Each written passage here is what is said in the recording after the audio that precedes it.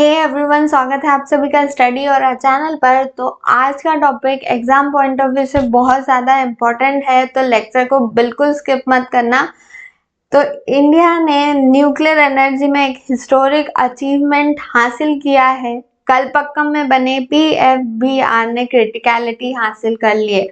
आपने न्यूज़ में बहुत देखा होगा। तो PFBR क्या है, क्रिटिकलिटी का मतलब क्या होता है और भावनी क्या है, ये सब हम इस लेक्चर में देखेंगे। तो चलिए स्टार्ट करते हैं। सबसे पहले हम फैक्ट्स पढ़ेंगे, उसके बाद 25 मोस्ट इम्पॉर्टेंट MCQ देखेंगे इसी टॉपिक पे से, ताकि पूरा टॉपिक आपको क्लियर हो जाए। तो चलिए स्टार्ट करते हैं। PFBR prototype fast breeder reactor.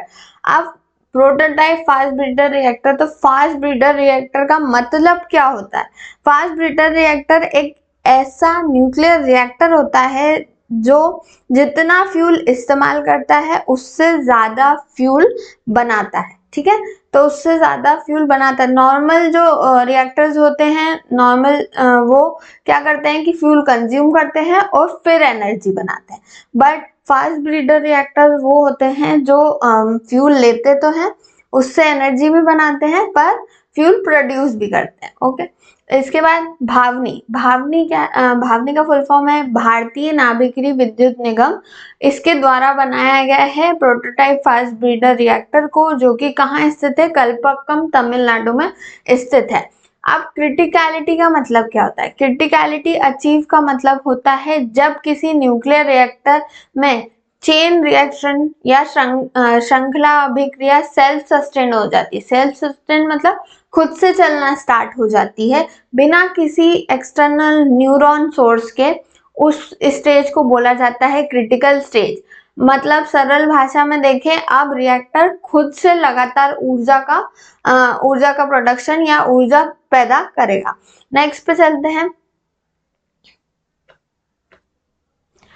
PFBR क्यों इम्पोर्टेंट है? क्योंकि भारत के 3 स्टेज न्यूक्लियर प्रोग्राम में जो भारत है वो दूसरे चरण में एंटर कर चुका है। अब इसके बाद ये देखते हैं कि ये 3 स्टेज प्रोग्राम क्या क्या है और किसके द्वारा बनाए गए। तो होमी जहांगीर बाबा के द्वारा बनाया गया था 3 स्टेज प्रोग्राम, जिसमें फर्स्ट स्टेज में प्रेशराइज्ड हैवी वाटर को यूज करके एनर्जी प्रोडक्शन किया जा रहा था। इसके बाद जो फास्ट ब्रीडर रिएक्टर है, इसमें यूरेनियम यूज किया जाता है, जिसको कन्वर्ट किया जाता है प्लूटोनियम में। इसके बाद जो थर्ड स्टेज है थोरियम बेस्ड, याद रखिए इंडिया सेकंड स्टेज में एंटर किया है, थर्ड स्टेज में अभी नहीं किया है। थोरियम बेस्ड रिएक्टर जो है, थोरियम बेस्ड इसलिए जरूरी है क्योंकि इंडिया के पास जो है यूरेनियम का जो रिजर्व है बहुत ज्यादा कम होता जा रहा है, पर जो थोरियम है वो बहुत ज्यादा अबंडेंस में है इंडिया के पास। वर्ल्ड का ऑलमोस्ट 25% थोरियम इंडिया के पास अकेले के पास है, जो कि अधिकतर कोस्टल एरियाज में पाया जाता है, मेनली केरला के कोस्टल एरियाज में। तो इंडिया चाहता है कि थोरियम रिजर्व को वो यूटिलाइज करे एनर्जी प्रोडक्शन में, जिससे ऑलमोस्ट 200 से 300 साल तक की एनर्जी इंडिया इजीली प्रोड्यूस कर सकता है। तो नेक्स्ट पे चलते हैं। यहाँ पे याद रखिए यूरेनियम U38 को प्लूटोनियम में कन्वर्ट किया जा रहा है सेकेंड स्टेज में। नेक्स्ट पे चलते हैं। PFBR की खासियत या इंपॉर्टेंट फीचर्स क्या क्या हैं? तो ये 500 मेगावाट पावर एनर्जी प्रोड्यूस कर सकता है। इंडिया का पहला कमर्शियल फास्ट ब्रीडर रिएक्टर है। इसके बाद क्लोज्ड फ्यूल साइकिल सिस्टम में चलता है, लॉन्ग टर्म एनर्जी सिक्योरिटी दे रहा है। नेक्स्ट पे चलते हैं। इंडिया के लिए PFBR इतना इम्पोर्टेंट क्यों है? ऑब्वियसली मैं बता चुकी हूँ कि यूरेनियम रिजर्व इंडिया के पास कम होता जा रहा है।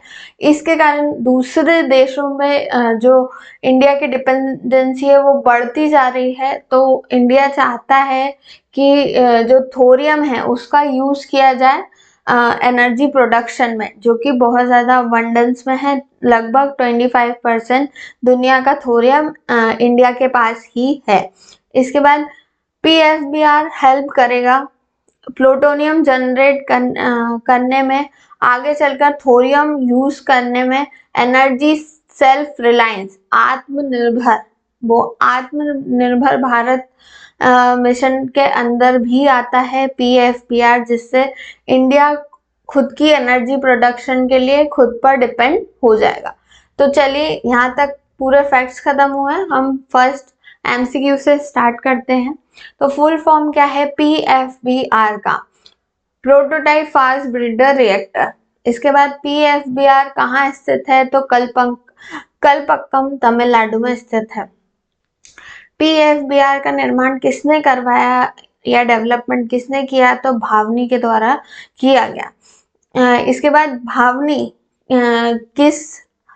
किसके अंतर्गत आती है? किस मिनिस्ट्री या डिपार्टमेंट के अंतर्गत आती है? तो डिपार्टमेंट ऑफ एटॉमिक एनर्जी के अंदर आती है।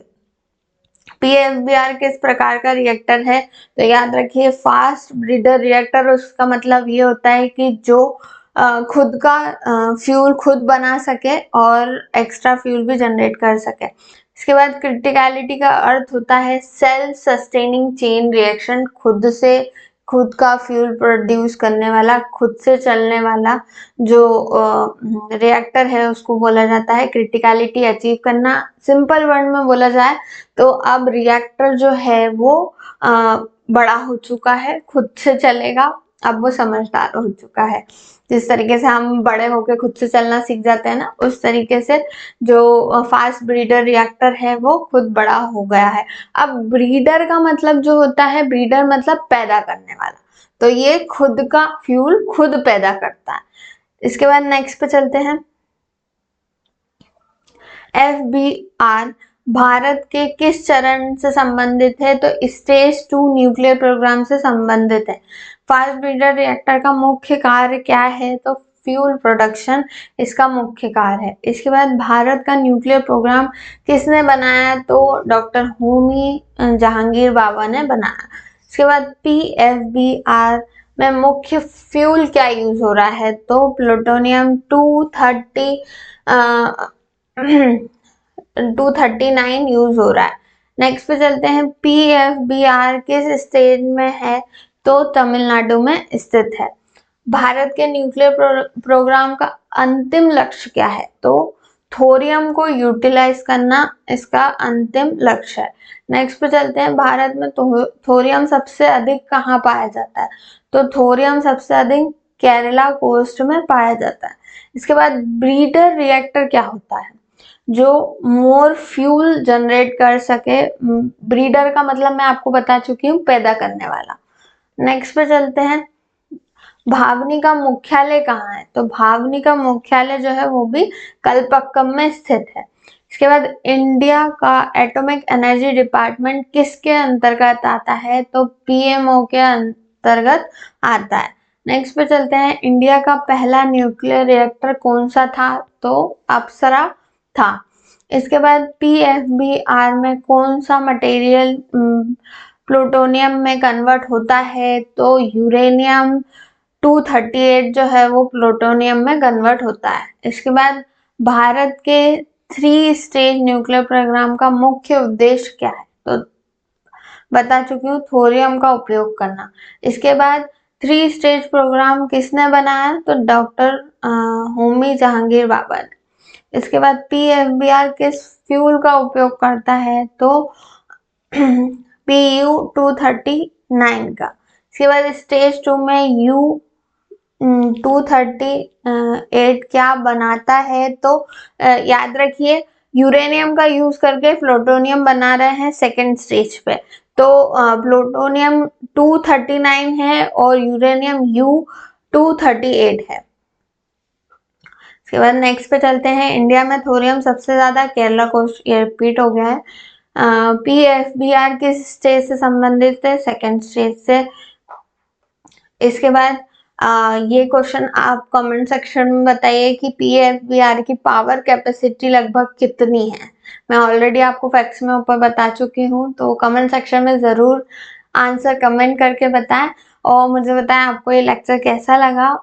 अगर अच्छा लगा है तो लाइक शेयर सब्सक्राइब करना ना भूलें। And thank you for watching the video. मिलते हैं नेक्स्ट लेक्चर में और नए टॉपिक के साथ, इंटरेस्टिंग टॉपिक्स के साथ।